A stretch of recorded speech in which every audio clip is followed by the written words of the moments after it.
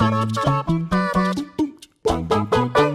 we've all had to make some difficult decisions in our life, haven't we? You know the ones where you get to that point where you come to a fork in the road, and it's one of those where once you've gone down that side, you can never go down that side, and everything after that point is never the same. And that's no truer than it is in the world of music, where we often see musicians who join bands taking a gamble, or maybe sometimes even actually leave a band and try to go and do something new, create something new, and do something just a little bit different. It's never easy making a difficult decision, but it does always leave you with a bunch of what-if questions and a bunch of oh-so-nears.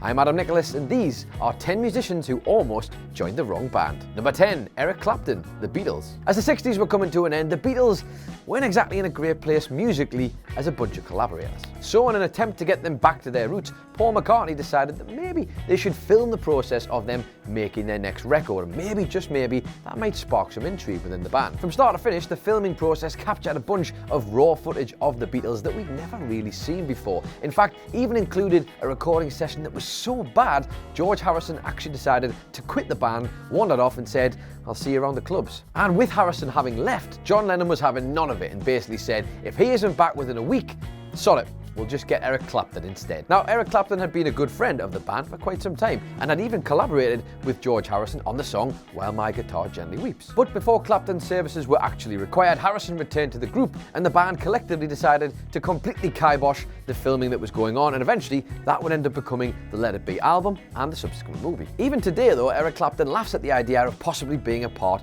of the Beatles back in the day, because he says, knowing what was going on with the band, those four minds that were already struggling for a collaborative creative direction, adding himself into the mix, it probably never would have worked. And ultimately, without Clapton, the band did get back on the same page and we got Abbey Road, so all's well that ends well, I guess. Number 9, Dimebag Darrell, Megadeth. After releasing their third album, So Far, So Good, So What, Dave Mustaine decided that the whole band needed a bit of a new direction, a new lick of paint and a bit of a freshen up. Mustaine wanted to replace star guitarist Jeff Young, which led his search all the way to Texas, where he found one Darrell Abbott, who hadn't quite yet become Dimebag Darrell. Now, Abbott was obviously ecstatic with the offer and decided he wanted to do it, but with one condition. His brother Vinnie Paul had to be allowed to come into the band too to play drums. Since Mustaine had already hired Nick Menza to play drums on the next album, that wasn't quite going to work. So instead of joining, Darrell decided to stick around with his brother, and the two of them stayed in their band, while Megadeth stayed the way they were. But despite losing one potential guitar hero, Mustaine did manage to find another in the form of Marty Friedman, and his licks on Rust in Peace are absolutely stunning. So even though it would have been a tantalising prospect to have Darrell Abbott and his brother join the band, I guess in the end, they got what they needed, and Friedman was just as good. Number 8, Corey Taylor, Velvet Revolver. Sick and tired of the rock star antics of Axl Rose, former Guns N' Roses members Slash, Duff McKagan and Matt Sorum decided they wanted to form themselves a new band and get away from all of that. So the trio, together with former Stone Temple Pilots singer Scott Weiland, decided to form Velvet Revolver, and the music world was very excited when this happened. Now, while this initial creative process was quite good, it was refreshing and fruitful to say the least, unfortunately the band started to notice a few similar patterns. While they didn't have Axl Rose anymore, it seemed like Weiland wasn't too far removed from the same kind of behaviour. And as a result, after their second release as Velvet Revolver, the band decided enough was enough again and got rid of Weiland and went on the search for another singer. How hard is it, man, to just be a well-behaved singer? Among a bunch of other rock heavyweights who were touted to help be the lead singer of Velvet Revolver, who were obviously in desperate need, one of those names just so happened to be Slipknot's Corey Taylor, who was invited down to jam with the band for a few sessions. But once again, even though there was clearly some potential here, eventually I think it all just became a little bit too much for the Velvet Revolver boys. They disbanded and most members went off and did their own thing. Slash went off to do his solo projects and Duff ended up going off with his band Loaded. Nevertheless though, somewhere hidden around in this world are some demos where Corey Taylor is jamming with the rest of the Velvet Revolver. If they ever make their way to light, can you imagine how excited people are going to be? Number 7, Zakk Wylde, Guns N' Roses. Now, sticking with Guns N' Roses, in the mid-90s, being in that band was pretty much a chaotic haze of egos that were just constantly clashing and merging with one another. It's fair to say there was only one place the wheels were going, and that was off. But before any of this could happen, despite Axl Rose trying to lead the charge with his iron hand, the majority of the members, as mentioned before, disbanded before the crash could even happen. So with the star guitarist Slash walking away and leaving the band entirely, Axl Rose wanted somebody new and someone just as competent as Slash. Yeah, we just pick him up a dime a dozen these days, mate. Eventually, instead of trying to find the ideal candidate, Axl Rose decided that they needed some star power instead to fill the void left by Slash, and that meant a phone call to Ozzy Osbourne to get in touch with his guitarist, ZAKK WYLDE. And WYLDE did indeed come in for a few jam sessions with the band, and while he has actually gone on record and said that he really enjoyed his time jamming with the band, he said really it was just that. It was kind of vague sketches of songs and nothing super concrete was made during that time. And as a result, because no real solid material was being created at this time, nothing that was going to go out, and Axl Rose felt like he was kind of delaying the whole process, ZAKK WYLDE, well, he was getting a bit bored of waiting around, and then once Ozzy Osbourne called back and said he needed his services once again, WYLDE quickly retracted and went back to his old gig. So while it would be many more years before Guns N' Roses would eventually get back together and start making music again, there is an incarnation of the band there that could have had ZAKK WYLDE, and that's kind of, I can't believe I'm going to say this, wild.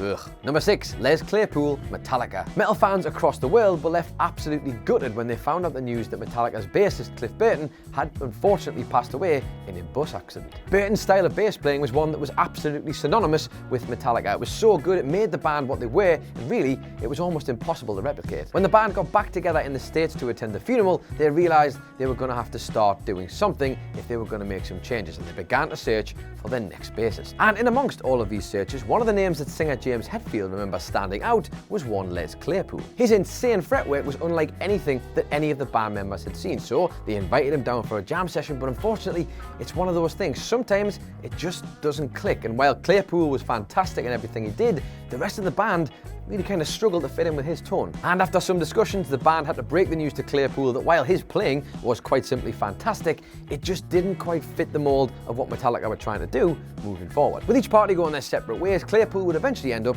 in the band Primus, who spent the majority of the 90s blowing people's mind with their prog and hard rock approach. Number 5, Joe Satriani, Deep Purple. Now, while Deep Purple are certainly considered to be one of the greatest bands of the hard rock movement, it's fair to say their ability to keep a band together for longer than 5 minutes, well, it's not so great. However, things did seem to be turning around a corner as the 80s rolled in, when classic members Ian Gillan, Roger Glover, Ian Pace, Ritchie Blackmore and John Lord joined forces once again. But unfortunately, old habits die hard, and these things started to flare up once again. With the band being in prime form for the better part of a decade, it all started to get a bit much, and tensions reached an all-time high while they were touring their latest release, The Battle Rages On. After a show in Finland in 1993, Blackmore decided enough was enough. He packed up his gear and he left, which also happened to leave the band without a guitarist and a bunch of tour dates they still had to do. In a brilliant display of damage control, the band managed to bring in guitar virtuoso Joe Satriani, who filled in the gap for the remaining tours that they had to do in Japan and Europe. He did such a good job that the door was actually left open for Satriani to join the band on a full-time capacity. However,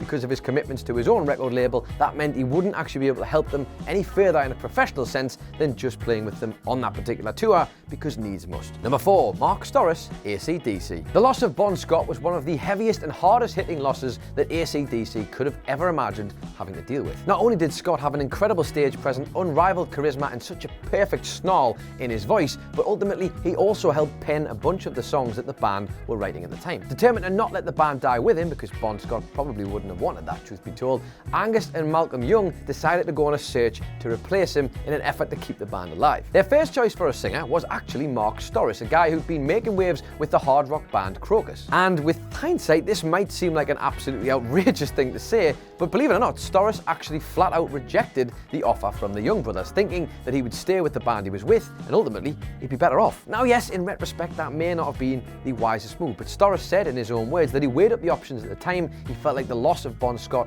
and the band continuing without him was something so absurd and so ridiculous that he just couldn't quite get behind it. And in his defense, Crocus were actually already starting to find a bit of success at the time, so it's easy to see why he might have thought that that was the better option for him. Ultimately though, it wouldn't really matter, because Brian Johnson would come into the fold for AC/DC, they'd record Back in Black, and the rest, as they say, is history. Number 3, Keith Moon, Led Zeppelin. After quickly getting fed up with the straight-ahead blues system of the Yardbirds, Jimmy Page decided to leave the band and start up his own new project. And what Page envisioned for his new group was to kind of still draw from the elements of blues, but to merge that together with the sound of hard rock. As Page scoured the local scene for potential band members, he found himself getting in touch with legendary drummer Keith Moon. Once getting in contact, Page told Moon about the new direction he wanted to go in, how he wanted to keep it with the blues, but also bring in those elements of hard rock, and essentially at this time they were calling themselves the New Yardbirds, for want of a better name, and I mean that literally. But being the smart arse that he was, Keith Moon was fairly happy and settled with his lot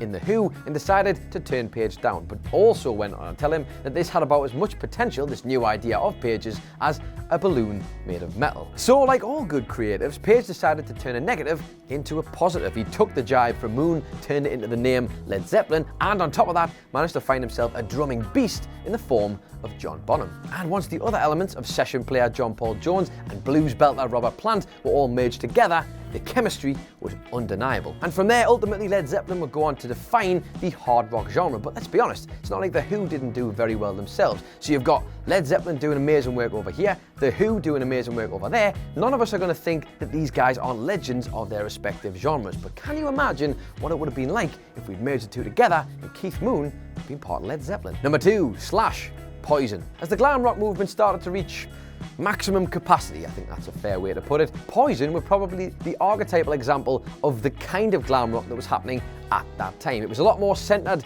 in pop hooks as opposed to a bunch of metallic aggression that people had loved so much. Moving to LA from Pennsylvania, the band were dealt a bit of bad luck when guitarist Matt Smith decided he wanted to travel back east. Meanwhile, elsewhere was a young guitarist who would eventually go on to become Slash, named Saul Hudson. He was in search and decided to audition for the open slot. Now, while Slash rather modestly said he did most definitely absolutely nail the interview and nail the audition for the band, he felt like the glam rock thing maybe wasn't for him. According to the guitarist, everything was going pretty damn smooth until the conversation switched, and instead of talking about what kind of music they were going to make, they were suddenly discussing what kind of shoes they should be wearing. Taking one look around at the Poison aesthetic that was going on and then looking down at the moccasins on his feet, Slash decided, maybe I'm not going to be the right kind of fit for this band. Walking out of his audition, he kind of knew it wasn't going to be for him, but ultimately their loss would be Guns N' Roses' gain as he would move on to join that band, and we all know how that worked out. And number 1, Dave Grohl, Tom Petty. By the time that Kurt Cobain had tragically taken his own life in April 1994,